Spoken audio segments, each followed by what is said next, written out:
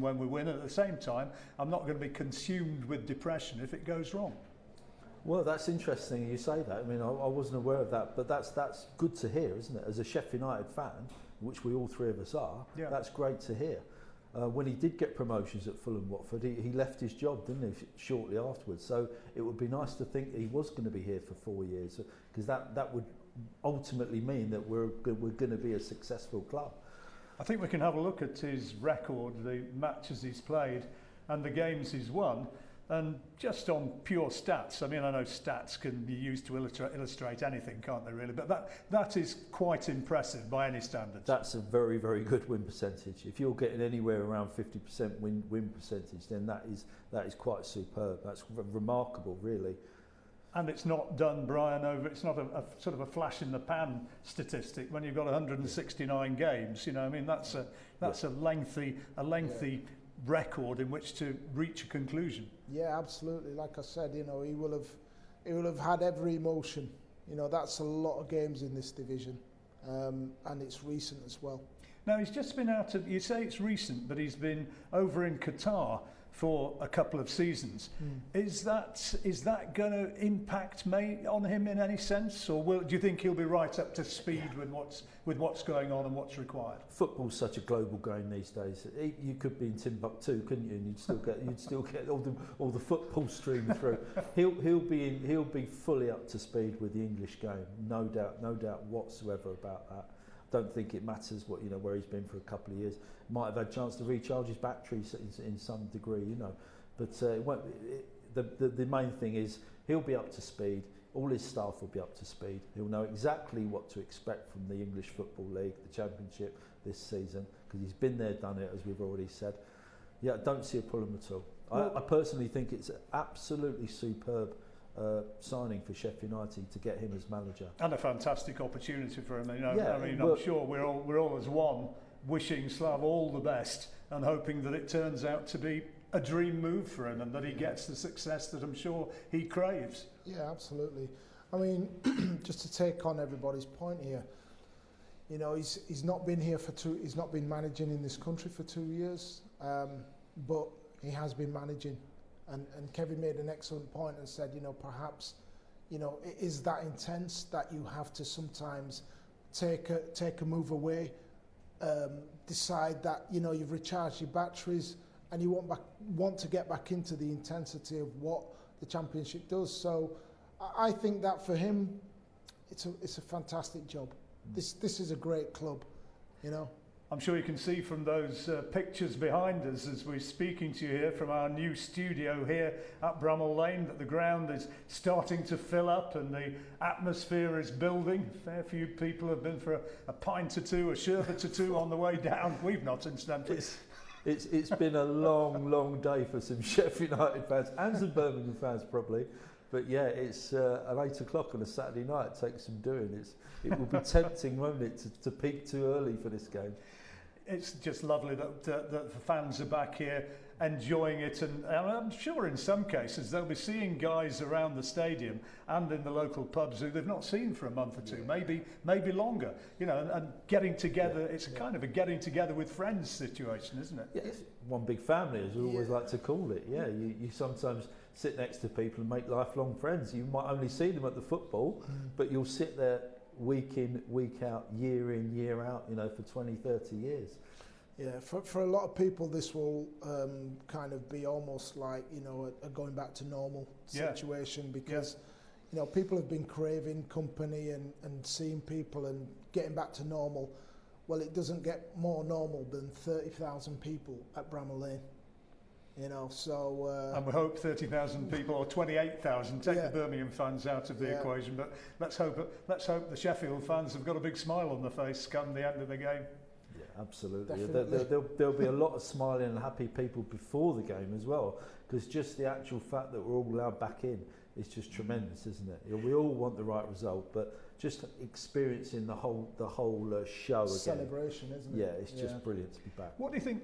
Just moving on from talking about the new manager, just about the season as a whole. You know, I mean, you look at the squad, and on paper, you know, as you rightly say, it's basically a Premier League successful team, which there were 2 seasons ago, and not that much has changed. But just because they've got that strong squad, it's no guarantee of anything. Never is, and what people have to realise is, as much as it's a very strong squad, it's a big crowd. You know, managers who come here are not going to be stupid. They're going to want to spoil. They're going to want to affect the tempo at which, you know, the players can play at, and so you know, it's almost like you have to remember that. And sometimes the crowd are going to get a little bit impatient. But look, that's what they get paid for. That's why they've assembled the squad that they've got. It will, you know, on its merits, it will either do well or not. But I think we're all confident because these players, every one of them's got something to prove. Put yourself in Lee Bowyer's shoes, the Birmingham City manager. You're coming here with a team in this sort of atmosphere against this sort of team who you know very well. What sort of tactics and what sort of approach do you think he'll be taking on board? What sort of message is he going to be trying to drive home in the dressing room? It's a good question. If it were me and if you've asked me the question in Lee Bowyer's shoes, I'd be coming in with an element of caution. I wouldn't be going straight from the first whistle, let's get after them, let's get in their faces. I'd be saying, whoa, Sheffield United, you know, they're back at home, there's 30,000 here, it's going to be loud and passionate, they all want something, they've got something to prove after their season in the Premiership. Let's just be solid, let's be steady, let's give nothing away, and let's just maybe come into the game, hopefully stay in the game as long as possible, and just maybe get into the game in the second half. Park the bus, to use a modern cliche? Yeah, I wouldn't be surprised if that happens. That infers that we're going to be attacking all the time, of course, and going forward at will, which I hope is the case. But yeah, I think we might have a lot of possession. We've got to make sure you make that possession count and not just have possession for possession's sake. And we've got to take the game to them, because I think it could be a rearguard action for Birmingham. Yeah. Brian, who else do you fancy in the league to be giving a real run for promotion? I mean, I was checking out the odds, and obviously Fulham are up there. I think they've been quoted as favourites. West Brom as well, Sheffield United. Those are the 3 so far as the bookies are concerned. But who do you reckon is going to be really in the shake-up come the end of the season? I think you have to go with those sides because they're the ones who've perhaps been able to maintain the budgets. You know, everybody else is perhaps trying to cut their cloth accordingly. So I think you can't look any further than the 3 teams that came down. I think they're the ones who everybody's going to want to beat. So that's where I'd go with. I think that it's very important for all 3 of those teams to get off to a good start. So yeah, I think that it's something to embrace though. I'll have a few quid with my mate Richie Woodall that we finish above the baggies. There's going to be a little bit heading for the rolling pockets if the Blades manage to bring home the rewards this season. Anyway, we've talked a lot about SUTV Live and what it's all about, and we try to bring you some exclusives every week, some really good, powerful interviews. Well, we sat down, and here's one for you now. Earlier this week, we talked to the club chief executive, Stephen Bettis, to hear just what the summer's been like off the pitch and exactly what he hopes for in the new season. You know, it's all what we've all been looking forward to. How big a deal will this be for Sheffield United? I think it's massive for us. I think we all know the impact the fans and the supporters have on the team performance, and I think it showed in their first season in the Premier League how well we did up until till lockdown and COVID, etc. They've been greatly missed, and I think it'll be great to have them all back and cheering us on going forward. 20,000 plus season tickets sold. That's a huge response post-COVID for you. Yeah, massive response. We've been overwhelmed actually at the you know how many have renewed. I think it's probably the highest number of season tickets we've ever had in the Championship in the club's history, so it just shows the sheer support that this club has, and also I think the excitement of the fans to get back into the stadiums and watch some live football. Of course, the pandemic is still here, so how big a problem is it as we get into the process now of hosting games again here? Yeah, I think we're all still living with it. Unfortunately, I don't think any of us thought we'd still be living with it so far into this period. But it's relaxing. The restrictions are relaxing. I mean, we've got the great news that hopefully we can get back to full stadiums, etc., for the start of the season, which will be massive for us. And I think, you know, there's still some restrictions that we have to adhere to, but hopefully the longer it goes on and the more the situation improves in the country, we'll get back to normal life again, fingers crossed. Number of people who've been affected by the COVID situation and the build up to the new season, but it's a great reflection on the work within the club, not just from him but of the whole team here, that 20,000 tickets or more, season tickets or more, have been sold. That's a phenomenal figure. Yeah, it's the expectation level we just talked about, isn't it? Everybody can't wait to get back in the ground and experience everything. We've all suffered in our own way, you know. Football-wise, Sheffield United more than everybody else probably, with not having fans in the ground. So yeah, it's just wonderful to be back and a part of it. We're buzzing. The stadium's filling up. We can hardly wait. And there's just as Kevin says, just so much expectation and hope. It's one of those annual things, isn't it? We all get so excited at this time of the season. This could be the start of a great year.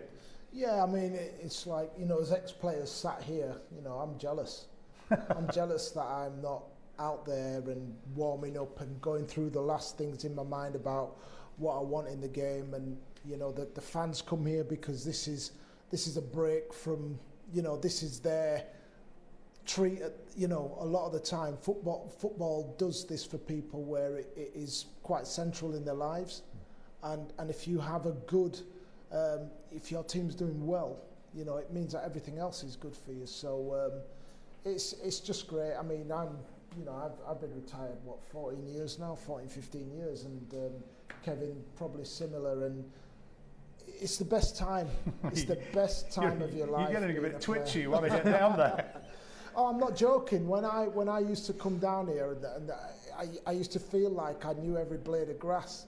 You know, the smell and everything else. You know, as a player, you're at the height of your abilities in terms of your health, your fitness, everything. There's not a better time, you know, and that's why you know, sometimes we can get a little bit, you know, frustrated with people because you shouldn't be wasting opportunities like that. We're going to be hearing from the club's owner, Prince Abdullah, a little bit later on, and exactly what he hopes for and what his plans are for the new season. But let's hear a little bit more now from the Chief Executive, Stephen Bettis, who tells us exactly how important it is for him, the players and the staff, that you, the fans, are now back at Bramall Lane. Tell us what this summer's been like then from a club perspective in terms of having to deal with COVID, both on and off the pitch, Stephen. Yeah, it's an ever-changing landscape, as we all know. You know, the rules keep changing. You know, things seem to improve, seems not, and sometimes you feel you're taking a step forward and then you're taking half a step back. So we're continually planning for all eventualities, but it comes with its issues. I mean, it's come with its issues on the pitch as well. You know, we've had a number of players during the off-season that have tested positive, etc., and they've had to isolate, which has obviously hampered some of their training. But I think all clubs are in the same position, and we all just have to make the best of the bad situation and hopefully be ready for the start of the season against Birmingham. So maybe it's been a bit of a juggling act for the new boss, Lavisha. He's someone that you've worked very closely with, so how well has he settled into the club? Yeah, I mean, obviously Slav's been here since the start of July. He's been great, but you know, a breath of fresh air. He's been excellent. I've been working closely with him the whole time. We're starting to, you know, build a relationship and work out how each other works, etc. And I think we're getting there, and it's you know, it's really positive, and I'm really looking forward to it. With his pedigree, I think there's a great opportunity, and he shows he can get clubs promoted back to the Premier League. He knows how that works. He knows how difficult the Championship is, and you know, we all feel really positive about him being here. A new face in the dugout. Is there anything else new for Blades fans to look forward to this season? Well, we've got SUTV live, obviously, which we're excited about as well, and that should be something that should be great for our supporters, you know, on match days going forward. And obviously, we've still got a transfer window that's going on, and hopefully we'll have some changes and some new faces in before the season starts. You know, we've worked hard in this off season, and our owner's been excellent in terms of supporting us to make sure that, you know, we've had interest in a number of our players to go to other clubs this window, all of which we've refused, and I think that shows that the commitment is there for us to hopefully really challenge and get promoted back to the Premier League this season. And of course, you're in regular contact with the owner. How excited is he for the new season ahead? Yeah, he's very excited. I think, like all of us, we want to get back to normality. We want games of football to be played, and we want to get some wins, which I think makes us all feel better when we get some wins. We've obviously didn't have the best of seasons last season, and I think we're in a really strong position this year to hopefully to be one of the top contenders within the league and bring some feel-good factor back to Bramall Lane. Let's take a look ahead to some of the action coming up and matches for you to enjoy on SUTV Live, starting on Tuesday night, 7:45 p.m. kickoff, the Carabao Cup, and it's Sheffield United against Carlisle United, presented by Ashley Wilmot, terrific new host who's going to be joining us for that game with special guests for that one, Carla Saba and some bloke called Kevin Gage. He's going to be here as well, I think. So that's one to look forward to. And as well, we're looking at some of the new kit which is available for you, available online and in the club shop. This is the home kit which the players are going to be wearing. Forever United blades since 1889, and Mr. McGoldrick looking good there, always United. And here's your away kit, you can buy that as well.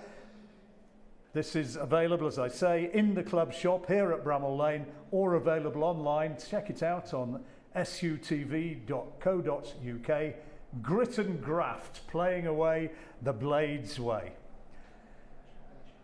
Well, now moving on, we've heard from or talked about the manager and heard from the chief executive. I think it's about time we heard from the club captain, don't you? Billy Sharp. He's had his injury problems, but he's been working to get fit. And he spoke to SUTV Live earlier this week and told us exactly what he believes needs to be done to secure a return to the Premier League at the first time of asking. I was excited this morning, a little bit nervous, but I'm back in with the lads today, which had a sticky start in the boxes, got megged by Moose, which I was expecting anyway. But I enjoyed it. It was great to be back with the lads, and you can feel the build-up for this weekend, which obviously I want to be a part of. Tell us about the summer then. Obviously it's busy in terms of your rehabilitation, so I'm assuming that you trained today, so it's gone really well.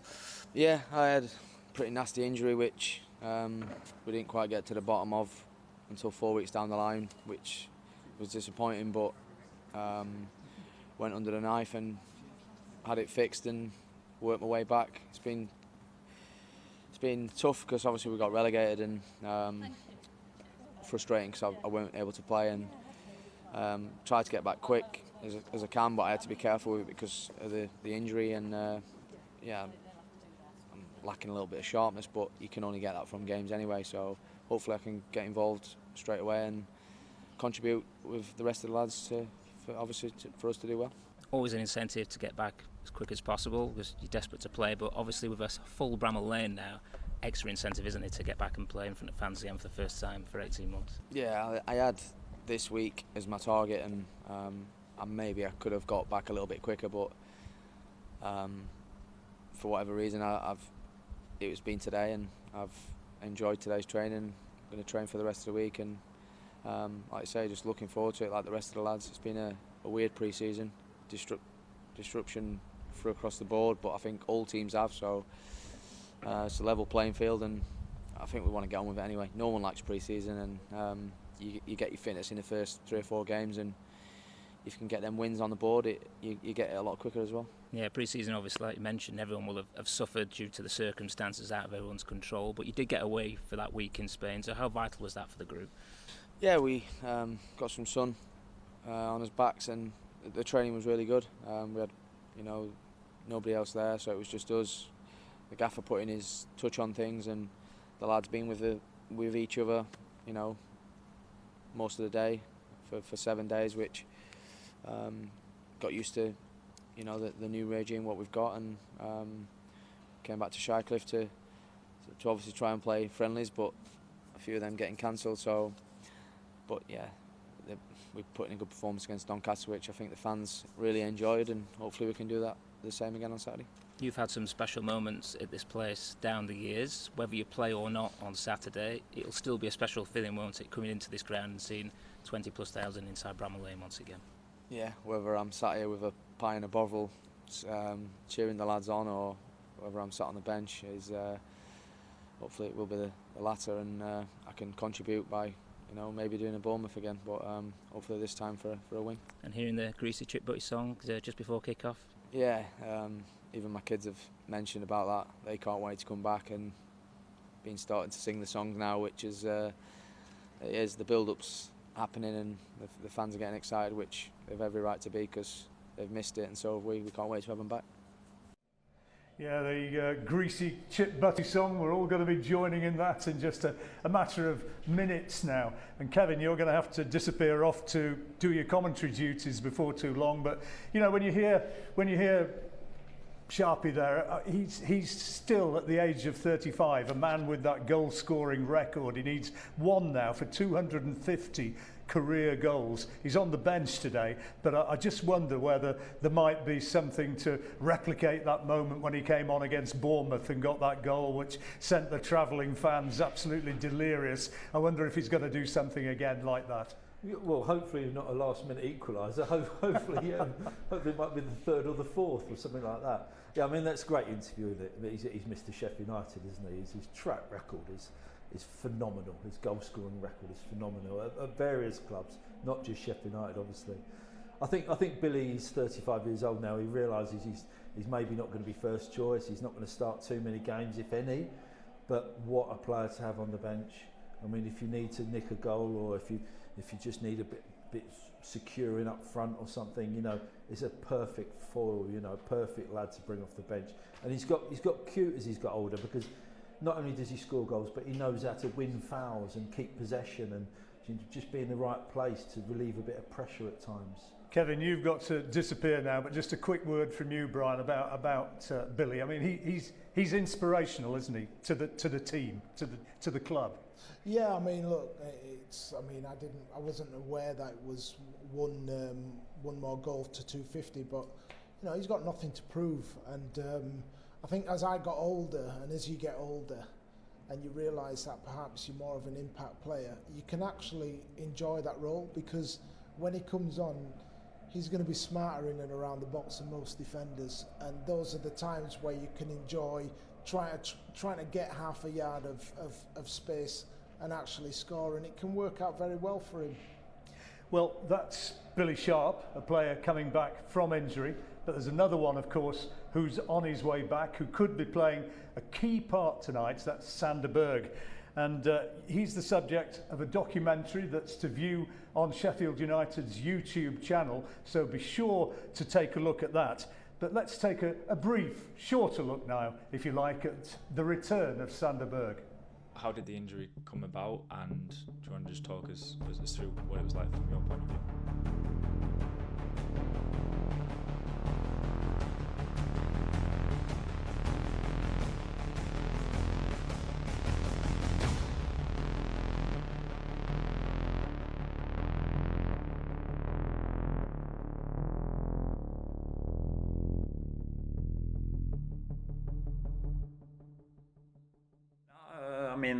Felt very good the days before training. We were well prepared for the game, coming in, you know, just on the normal stuff. Felt good start. Got up 1-0. We sort of pressed them a little bit, and you know, we started to get into the game in a really good way. The first situation really is when I block a ball from the fullback. I think I press Alex Telles, and then he kick it long, and I get some sort of twist in my leg, and then shake that off.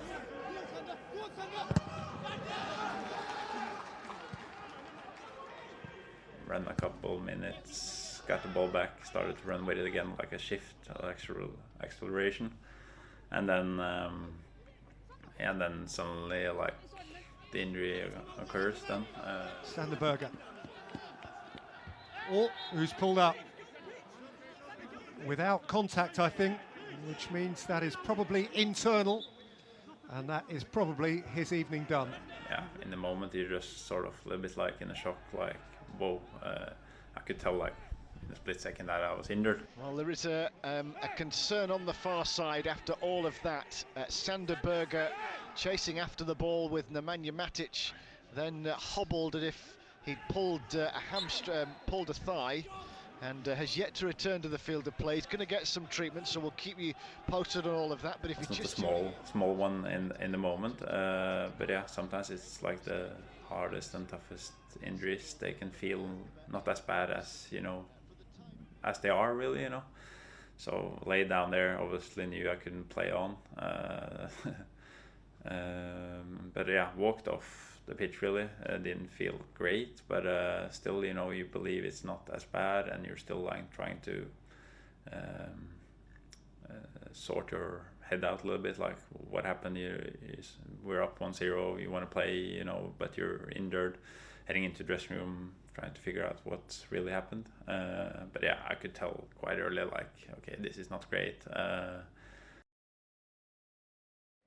We wish Sander well, and remember that this evening's match is subject to broadcasting regulations, which means that the match feed will not be available on this occasion to most Blades fans on this platform this evening. But to get all the details of what you can and cannot expect regarding matches coming up, please go to sufc.co.uk and read through all the regulations there. Well, we've used the term exclusive, and we've got another one for you here. Before we hand over to our matchday commentary team of Matt Young and Kevin Gage, Prince Abdullah spoke to SUTV Live this week to tell us just how much he is looking forward to the start of this new season. I think we really missed the fans last year. Last season was very tough for us. We got relegated. I really hope if we had the fans, our results would have been better, but now we can't complain about the past. We need to work hard. We appointed, I believe, the right coach to lead us, the right manager to lead us back to the Premier League, but we cannot do it without our fans. When our fans are in the stadium and support us in the road, I think we are a very big force. And that's why I'm very optimistic that we can bounce back to the Premier League. We know it's Championship, it's a very tough league, but I'm really confident and optimistic that with the support of the fans, we can do it. The thoughts of Prince Abdullah, and so committed, of course, to getting his club back into the Premier League. And when you look out there tonight at the crowd, at the atmosphere, it really does feel like a big, big occasion, doesn't it, Brian? Yeah, I mean, these are the evenings that you want to play football, you know, with a full crowd. Passionate fans, and a fantastic pitch, by the way. We've not mentioned the pitch is in absolutely fantastic condition, so yeah, I'm jealous. You want to get out there. You anticipate a decent game to start off with. We just want to see a W at the end of the day. That's the important thing for Sheffield United, isn't it? Yeah, I think so. It's not going to be an easy game. I think that they will come with a plan. And it's a case of that plan will mean that, you know, the Blades have to break them down. Let's hope they've got enough guile and craft to do that and get the win. Bit of patience, bit of sharpness, composure when it's needed, and a bit of invention. So. Yeah, I think so. I think you're going to need all of that. You're going to need all of that all this season anyway. But yeah, it's definitely now going to be a case of, you know, the shoes on the other foot. Last season, everything was backed up. Now, you know, they've got to go forward. This is, again, a cauldron for other teams to visit.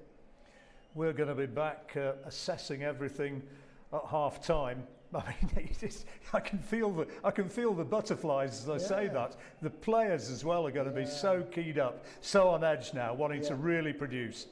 Absolutely. I mean, I can't think of better clubs in the Championship and better environments and atmospheres to be in than the one that we've got down here tonight. Quick prediction, Brian, before we hand over to the commentators. I'm going to go for a win, whether that's 2-0 or 2-1.